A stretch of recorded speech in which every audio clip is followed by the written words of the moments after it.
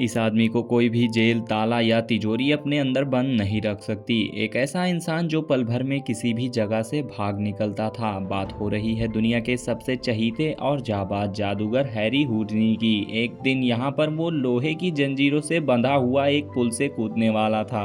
हर बार वो ऐसे ही जानलेवा स्टंट्स करके मौत से बच निकलता था। वो उस जमी हुई नदी में कूद गया जहाँ उसे हजारों लोग हैरानी से देख रहे थे। इसके बाद हमें 17 साल पहले की कहानी दिखाई जाती है, जहां हुडनी अपनी पत्नी बेस के साथ वेश्याओं के कोठे पर जादू दिखाने पहुंचा। बेस ने सबके सामने ऐलान कर दिया कि हुडनी हथकड़ियां लगाकर एक बंद डब्बे से बाहर आके दिखाएगा, लेकिन वहां मौजूद एक शख्स कहने लगा कि इसकी हथकड़ियां तो नकली हैं। पर हुडनी भी कहाँ कम था। उसने कहा कि कोई भी हथकड़ी लाकर उसे पहना सकता है और वो उस शख्स की हथकड़ी से ही ये पूरा करतब दिखाने के लिए तैयार है। वो आदमी असल में पुलिस वाला निकला और उसने हुडनी को असली हथकड़ी पहना दी। हुडनी पीछे मुड़ा और बड़ी ही सफाई से उसने खुद को छुड़ा लिया, जिसके बाद सारी जनता ने उसकी वाहवाही की। और फिर उस दिन के बाद से हुडनी पूरे अमेरिका में सबसे बड़े खतरों के खिलाड़ी के नाम से मशहूर हो गया। वो अपने शोज में सिर्फ हथकड़ियां ही नहीं बल्कि लोहे की जंजीरों से भी आजाद होकर दिखाता।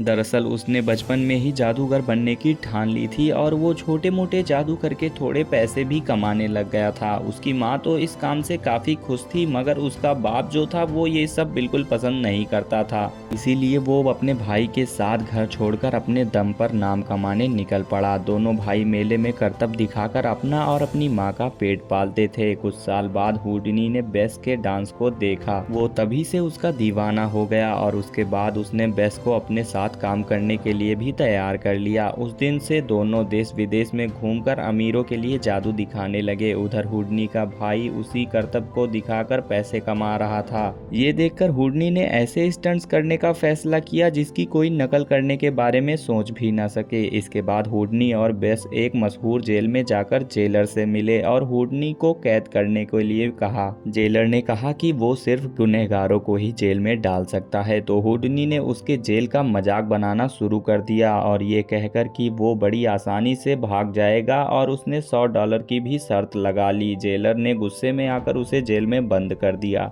असल में हुडनी ये नया स्टंट करके जल्दी से मशहूर होना चाहता था, लेकिन जाने से पहले हुडनी ने बेस को किस किया और जेलर को शक हो गया कि कहीं उसके मुंह में कोई पिन तो नहीं है। तभी यहाँ पर वो चेक करने के लिए उसका मुंह खोलकर देखता है तो उसे कुछ भी नहीं मिलता। रास्ता साफ होने के बाद उसने मुंह से एक सुई निकाली जो बेस ने उसके मुंह में डाली थी और कुछ ही पलों में वो जेल से फरार हो गया।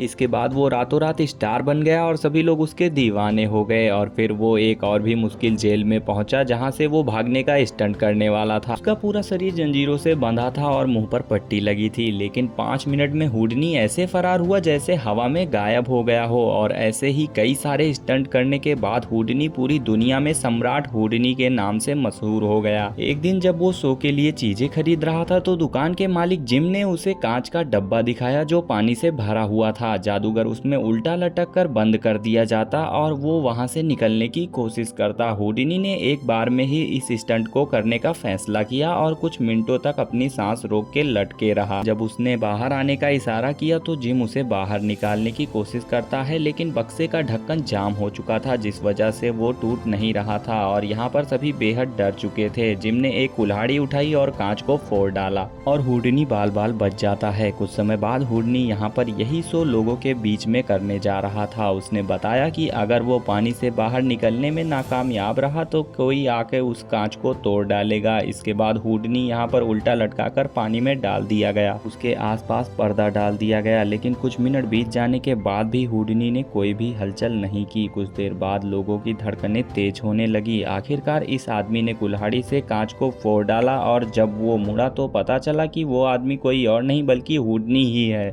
इतना बेहतरीन करतब लोगों ने पहली बार देखा था। एक दिन उसकी खबर सुनकर यूएस के एक सीक्रेट एजेंट ने उसे ऑफिस में बुलाया, क्योंकि उन्हें पता लग गया था कि हुडनी गैर कानूनी तरीके से बॉर्डर पार करके यहाँ रह रहा था।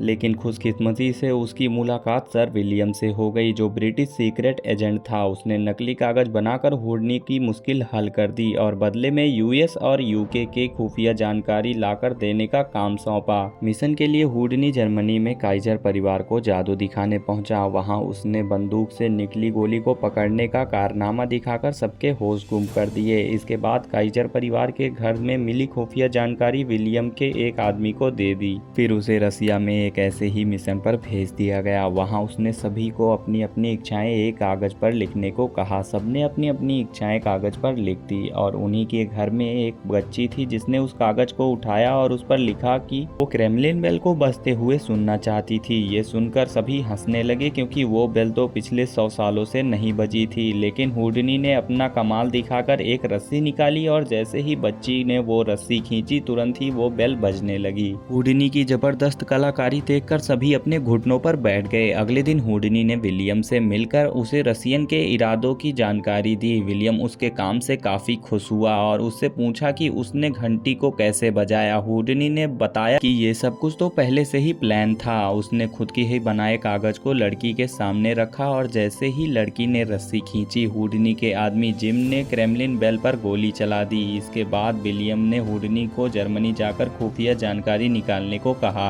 हुडनी जर्मनी में वहां के एक ऑफिसर के सामने एक तिजोरी में बंद था जिसमें वो सिर्फ 10 मिनट तक ही सांस रोक सकता था। लेकिन असल में तो वो तिजोरी में था ही नहीं, वो तो ऑफिस में घुसकर जरूरी कागज चुरा रहा था। लेकिन अचानक से ऑफिसर वापस आ गया जिससे हुडनी को ऑफिस की तिजोरी में घुसना पड़ा। ऑफिसर को तिजोरी हल्की सी खुली दिखी तो उसने तिजोरी को ताला लगा दिया। हालांकि हुडनी ताले खोलने में तो माहिर था, लेकिन अब तो यहाँ पर घबराहट भी हो रही थी। लेकिन उसने अपनी घबराहट को साइड में रखकर सोचा कि वो दुनिया का सबसे बड़ा जादूगर हैरी हुडनी है। उसने याद किया कि ताला लगाते वक्त कितनी आवाजें आई थी और कुछ ही मिनटों में वो सारे ताले तोड़कर यहाँ पर आजाद हो गया। फिर वो विलियम को कागज थमाकर सीधा स्टेज पर पहुंच गया और उसने वहाँ बेस को शादी की 11वीं सालगिरह का तोहफा भी दिया। यहाँ पर उसे ये ज्यादा पसंद नहीं आया। शो के बाद उन दोनों में बहस भी छिड़ गई। दरअसल बेस को हुडनी को अपनी जान खतरे में डालता हुआ देख अच्छा नहीं लगता था, लेकिन हुडनी ने कहा कि उसे लोगों को मौत के मुंह से बाहर निकलकर दिखाने में खुशी मिलती है। तभी उसकी नजर बर्फ से भरे एक गिलास पर पड़ी और उसने इसी से अपना जादू करने का फैसला किया। इसके बाद वो बाथ टब में लेट गया और जिम से कहा कि पूरे डब्बे को बर्फ से भर दे। वो बर्फ में रहकर अपने अगले स्टंट की प्रैक्टिस करने लगा। इसके बाद हम उसी जगह पहुंच जाते हैं जहां से कहानी की शुरुआत हुई थी। वो पुल पर खड़ा उस जमी हुई नदी में कूदने वाला था। उसके कूदने के जस्ट बाद बेस सहमी हुई वहां पहुंची, लेकिन हुडनी ने कुछ ही पलों में हथकड़ियां और जंजीरें खोलकर सबको हैरान कर दिया।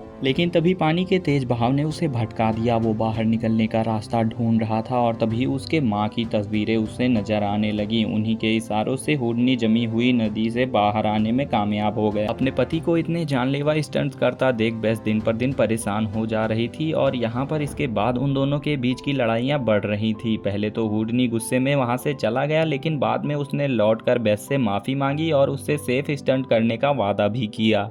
इसके बाद अपने अगले एक्ट में हुडनी ने खुद को खतरे में न डालकर एक हाथी को लोगों के सामने हवा में गायब कर दिया। लोगों ने उसकी खूब वाहवाही की। लोगों को ये भी एक्ट काफ़ी पसंद आया। इसके बाद उसे ब्रिटिश एजेंट ने फिर से यूरोप जाकर जानकारी इकट्ठा करने को कहा। वो अब ये काम नहीं करना चाहता था, लेकिन ब्रिटिश एजेंट नहीं माना और उसे यूरोप में सर अर्थर के सामने जादू दिखाने जाना पड़ा और वहाँ पर वो एक ईंट की दीवार के आर पार जाकर सबके होश उड़ा देता है। शो के बाद अर्थर ने हुडनी से मिलकर उसकी काफ़ी तारीफ की, लेकिन कुछ समय बाद जिम ने उसे एक खत दिया जिसमें लिखा था कि उसकी माँ की मौत हो चुकी है और ये पढ़ते ही हुडनी के होश उड़ गए और वो बेहोश होकर नीचे गिर पड़ा। बेस ने तुरंत आकर उसे संभाला। उसने कहा कि मैं अपनी माँ के अंतिम संस्कार पर पहुंचना चाहता हूं। इसके बाद हुडनी अपनी मां के अंतिम संस्कार पर पहुंचा। कुछ दिन बाद हुडनी फिर से सर अर्थर और उसकी पत्नी डॉयल से मिला। डॉयल ने दावा किया कि हुडनी की मां की आत्मा से वो बात कर सकती है। तभी एक ज्योतिषी वहां आई और हुडनी का हाथ देकर कहने लगी कि वो जल्द ही मरने वाला है। उस पर ज्यादा ध्यान न देते हुए वो डॉयल के साथ अपनी मां की आत्मा से बात करने बैठ गया। अचानक डॉयल एक पेंसिल से कागज पर कुछ लिखने लगी, मानो हुडनी की मां की आत्मा उससे ये करवा रही है। जिसे देखकर वो बेहद खुश हुआ और डॉयल का शुक्रिया अदा किया, लेकिन जब बाद में उसने कागज़ को ध्यान से देखा तो उसे एहसास हुआ कि वो भी बाकी पाखंडी लोगों की तरह नकली है। कागज़ पर तो इंग्लिश लिखी हुई थी, जबकि उसकी माँ को तो इंग्लिश आती ही नहीं थी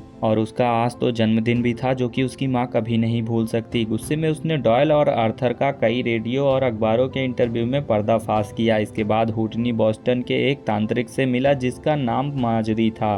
वो भी पाखंडी निकली और हुडनी ने उसका भी राज खोल दिया। गुस्से में माजरी हुडनी के कमरे में उसे रिझाने पहुंची, लेकिन कोई फायदा नहीं हुआ। आखिरकार उसने हुडनी से कहा कि तुम जल्द ही मर जाओगे, फिर हम तांत्रिक ही तुम्हारी आत्मा को इशारों पर नचाएंगे। हुडनी अपने अगले शो में पानी के भरे हुए डब्बे से बाहर निकलकर दिखाने वाला था।